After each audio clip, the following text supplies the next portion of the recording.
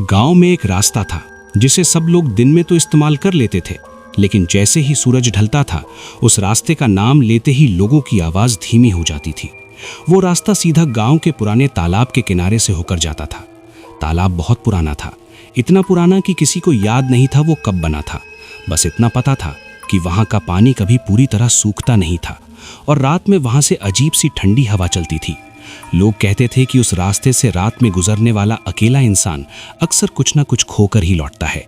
कभी चैन की नींद, कभी होश, कभी अपनी हिम्मत, और कभी कभी तो लोग खुद ही नहीं लौटते थे। मैं उस गांव में अपने मामा के यहाँ कुछ दिनों के लिए रुका हुआ था। शहर में पना बड़ा होने की वजह से मुझे इन बातों पर यकीन नहीं होता था। मुझे लगता था कि गांव वाले हर पुरानी जगह को भूत प्रेत से जोड़ देते हैं ताकि बच्चे और बाहर के लोग डरते रहें। मामा ने भी मुझे साफ कहा था कि अगर रात हो जाए तो तालाब वाले रास्ते से मत जाना, चाहे कितना भी शॉर्टकट क्यों ना हो। लेकिन मैंने हंसकर उनकी बात टाल दी थी। उस रात गांव में बिजली चली गई थी। चारों तरफ अंधेरा था, सिर्फ कहीं कहीं मिट्टी के दियों की हल्की रोशनी दिखाई दे रही थी। मुझे गांव के दूसरे छोर पर रहने वाले अपने एक दोस्त से मिलकर लौटना था। सीधा रास्ता बहुत लंबा था और तालाब वाला रास्ता आधा टाइम में घर पहुंचा देता था। मैंने सोचा डर किस बात का है, रास्ता ही तो है और मैं अकेला नहीं हूँ। मेरे पास मोबाइल है, टॉर्च है और मैं शहर का लड़का हूँ। जैसे ही मैं तालाब वाले रास्ते की तरफ मुड़ा, हवा अचानक ठंडी हो गई। पेड़ों के पत्ते बिना हवा के ही सरसराने लगे, जैसे कोई अदृश्य चीज उनके बीच से गुजर रही हो। तालाब से हल्की सी सड़ांध की बदबू आ रही थी और पानी की सतह पर हल्की हल्की लहरें थी, जबकि आसपास बिल्कुल हवा नहीं थी। मैं मोबाइल की टॉर्च ऑन करके आगे बढ़ने लगा। रास्ता कच्चा था और तालाब बिल्कुल बगल में था।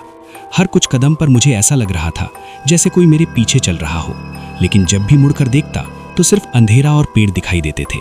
दिल थोड़ा तेज धड़कने लगा था, लेकिन मैंने खुद को समझाया कि ये सिर्फ वहम है। थोड़ी दूर चलने के बाद मुझे तालाब के पानी में किसी के चलने की आवाज सुनाई दी। छप छप की हल्की आवाज, जैसे कोई धीरे धीरे पानी में पैर रख रहा हो। मैंने टॉर्च पानी की तरफ घुमाई, लेकिन वहां कोई नहीं था। सिर्फ मेरी टॉर्च की रोशनी में हिलता हुआ काला पानी दिखाई दे रहा था। उसी पल मेरे कान के पास से किसी के सांस लेने की आवाज आई, बहुत नजदीक से, जैसे कोई मेरे कंधे के पीछे खड़ा हो। मैं एकदम से पीछे मुड़ा, लेकिन वहां फिर भी कोई नहीं था। मेरे शरीर में सिहरन दौड़ गई थी। मैंने तेज चलना शुरू कर दिया। तभी रास्ते के मोड़ पर मुझे एक औरत खड़ी दिखाई दी। उसके लंबे बाल उसके चेहरे को ढके हुए थे और उसने सफेद रंग की साड़ी पहन रखी थी। वो तालाब की तरफ मुंह करके खड़ी थी और बिल्कुल हिल नहीं रही थी। मैंने सोचा शायद कोई गांव की औरत होगी, लेकिन रात के इस वक्त इस सुनसान रास्ते पर उसका होना अजीब लग रहा था। मैंने धीरे से आवाज लगाई, बहन जी, रास्ता चाहिए क्या? लेकिन उसने कोई जवाब नहीं दिया।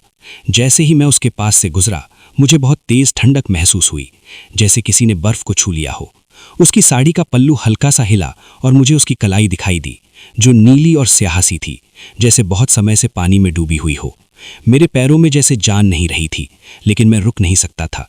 मैंने तेज कदम बढ़ाए। तभी पीछे से मुझे किसी के रोने की आवाज सुनाई दी, बहुत धीमी और बहुत दर्द भरी। मैं चाहकर भी पीछे मुड़कर देखने की हिम्मत नहीं कर पाया। मेरे कानों में अब तालाब से आती अजीब अजीब आवाजें गूंजने लगीं, जैसे कई लोग एक साथ बहुत धीमी आवाज में बात कर रहे हों।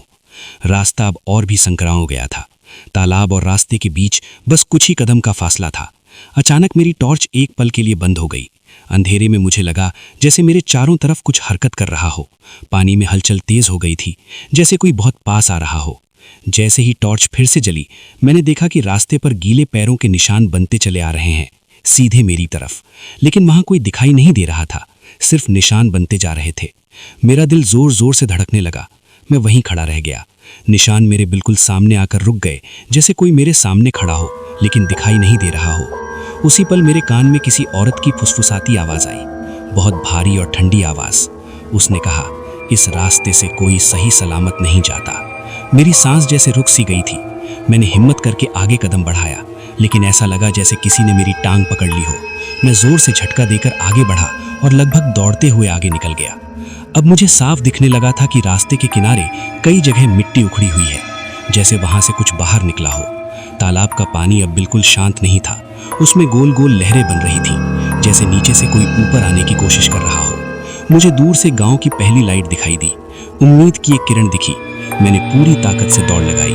पीछे से मुझे कई पैरों की आवाजें सुनाई दे रही थी, जैसे बहुत सारे लोग एक साथ मेरे पीछे दौड़ रहे हों। लेकिन जब भी पीछे देखता तो कुछ नहीं दिखता था। जैसे ही मैं गांव की पहली गली में घुसा, अचानक सब आवाजें बंद हो गईं। हवा सामान्य हो गई। दिल की धड़कन थोड़ी धीमी हुई। मैं हांफता हुआ मामा के घर पहुंचा। मामा ने मुझे देखकर ही समझ लिया कि कुछ गलत हुआ है।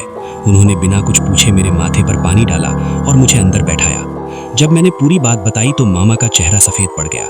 उन्होंने कहा, बेटा, जिस औरत को तुमने देखा वो कोई जिंदा नहीं थी। सालों पहले उसी तालाब में एक औरत ने अपने बच्चों के साथ जान दे दी थी। तब से लोग कहते हैं कि वो और उसके बच्चे उस रास्ते पर लोगों को बहकाते हैं ताकि कोई उनके पास आ जाए। मैंने कांपती आवाज में पूछा, फिर मैं कैसे बच गया? मामा ने गहरी सांस ली और कहा, शायद आज भी वो तुम्हें पूरी तरह नहीं ले जाना चाहते थे, या शायद वो सिर्फ तुम्हें रास्ते का डर दिखाना चाहते थे ताकि अगली बार कोई और न जाए। उस रात के बाद मैंने कसम खा ली कि चाहे कितना भी लंबा रास्ता क्यों ना हो, मैं कभी भी तालाब वाले रास्ते से नहीं जाऊंगा, क्योंकि कुछ रास्ते सिर्फ मिट्टी के नहीं होते, वो उन आत्माओं से बने होते हैं जो आज भी किसी का इंतजार कर रही होती है। और अगर एक बार उनका इंतजार तुम बन गए तो फिर शायद तुम कभी वापस ना आ सको।